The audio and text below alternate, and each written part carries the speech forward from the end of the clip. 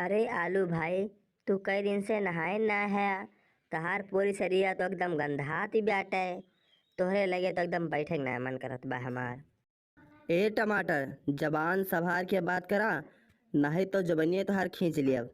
हमारे शरीर से बदबू निकलत बा और तोरे शरीर से खुशबू निकलत बा।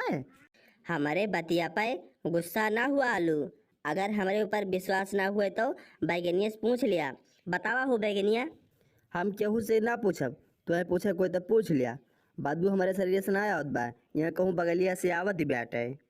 यह देखा, यही कौनो हट के चला गवा बा और तोहरे सन अपने में लड़त है।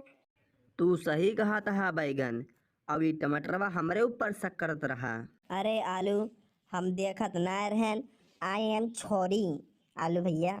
माफ ना करब, तुम्हें साफ करब। हमें चूतिया समझे है का?